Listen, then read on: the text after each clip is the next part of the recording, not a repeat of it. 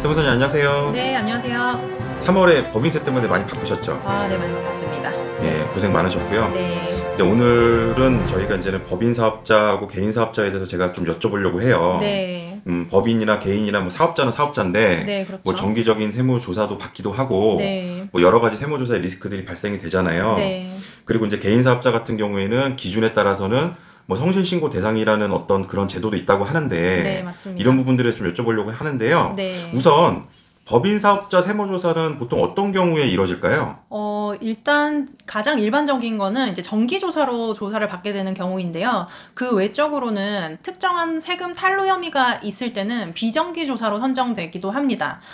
일단 선정에 대해서 예를 들어서 말씀을 드리자면, 예를 들어서 이제 매출액 대비 비용이 너무 과다하다거나 아니면은 이제 같은 업종계에서 봤을 때 이익률이 현저히 낮다거나 그런 원인이 될 수 있을 거고요. 그 외적으로 이제 제3자의 신고에 의한 부분이 있는데 탈세 제보 신고가 됐다든지 차명 계좌 사용에 대한 신고가 접수가 됐다든지 그런 부분이 원인이 돼서 조사로 선정되는 경우가 있습니다. 그리고 또 내가 거래하는 거래 상대방, 거래처가 조사를 받게 되는 경우에는 나와의 거래가 어떤 거래인지를 확인하는 거래사실 확인원이라는 그런 공문을 받아보실 수 있는데요. 그 공문이 이제 제출을 하게 되고 검토가 이루어지게 되면 추후에 후속 조치로 나 자체도 세무조사로 선정되는 경우가 생기게 됩니다.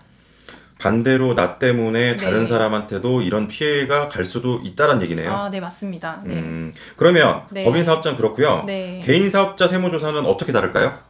사실 개인 사업자도 법인과 마찬가지로 세무조사 선정되는 사유는 동일합니다. 그렇지만 이제 차이가 있다면 개인은 아무래도 법인보다 좀 제약이 덜 하다 보니 관리를 하시는 데 있어서 좀 미흡하신 부분이 생길 수 있다는 거죠.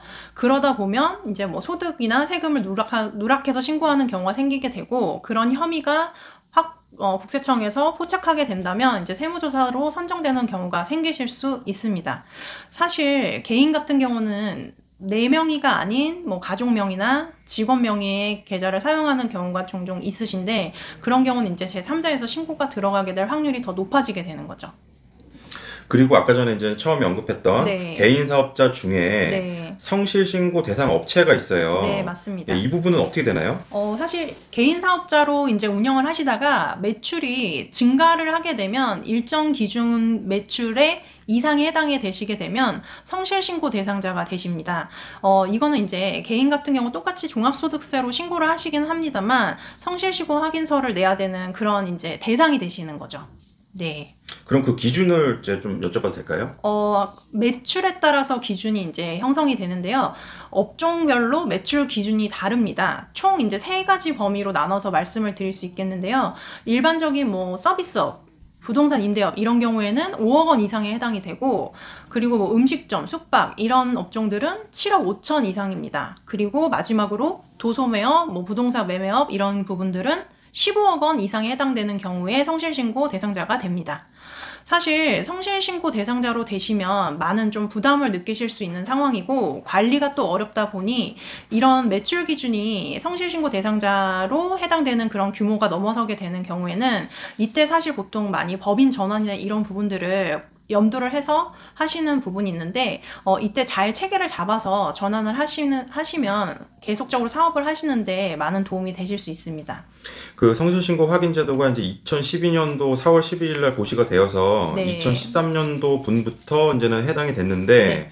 그때 당시에 이제 많은 개인 사업자들이 법인 전환을 엄청나게 많이 했어요. 네, 그렇습니다. 그리고 지금 사실 말씀하셨던 기준보다는 훨씬 더 높았는데 제가 기억하기로는 2차례에 걸쳐서 이게 금액이 계속 내려왔단 말이에요. 네. 그럼 이제 거의 다 성실신고 확인 제도에 해당이 되는 개인 사업자들이 많아질 거고요. 네. 또 6월 달에 따로 하잖아요. 그렇죠. 종소세를. 네, 네. 그 얘기가 뭐냐면 국세청에서는 뭐 한 달 밀어준다 뭐 그렇게 표현하는데 제가 볼 때는 꼭 따로 특별 관리하는 것 같은 느낌. 그렇게 받으실 수 있죠. 네. 네, 저는 그렇게 보여지거든요. 네, 네. 그래서 이런 부분들에 대해서는 주의 깊게 봐야 되고 그리고 이제 법인으로 전환을 못하는 업종들도 있어요. 네. 뭐 병원 같은 경우에는 영리법인으로 전환을 못하고 네. 미용업 같은 경우에도 법인 전환이 좀 어렵거든요. 네, 네. 그래서 이런 부분들 같은 경우에는 저희랑 같이 상의하시는 것도 방법이 될 것 같고요. 그리고 성실신고 대상이라고 한다 그러면 사실 법인하고 거의 뭐 흡사한 거 아니겠습니까? 네, 그렇습니다. 그렇다고 한다면 여러 가지 사업 구조라 이런 부분들을 만드시는 것도 방법일 것 같아요. 예, 세무사님 오늘 말씀 감사드리고요. 다음번에 또 제가 궁금한 거 있으면 여쭤보도록 하겠습니다. 네, 감사합니다. 감사합니다.